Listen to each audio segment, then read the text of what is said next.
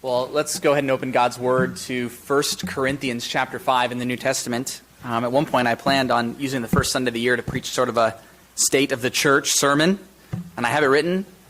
I'm not ready for it yet, so it will come in due time. I do ask that you guys would pray for our elders. We're going to meet this Saturday, and one of the things we're discussing is, we might call it strategic planning, which is a good thing.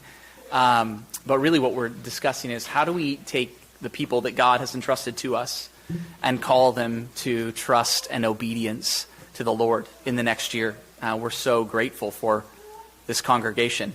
And my prayer is that the Lord would use us in great ways.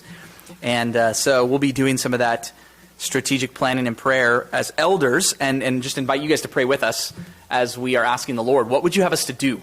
I think we have a church that's ready to get to work and do some wonderful things in God's name and for God's glory and for the sake of the lost.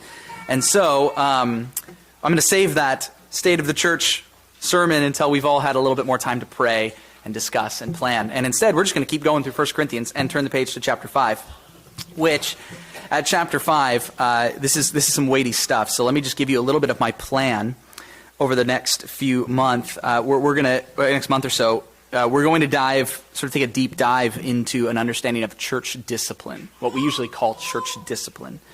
We'll just kind of dive into 1 through 5 today, getting to know that situation in Corinth. And then verses 6 through 8 really gets more to the why of these sorts of things. So if you keep saying, I wish you would just tell me why we're doing this. Well, just come back next week. Don't worry, we'll dive into that. Or read 6 through 8, think on it, meditate on it.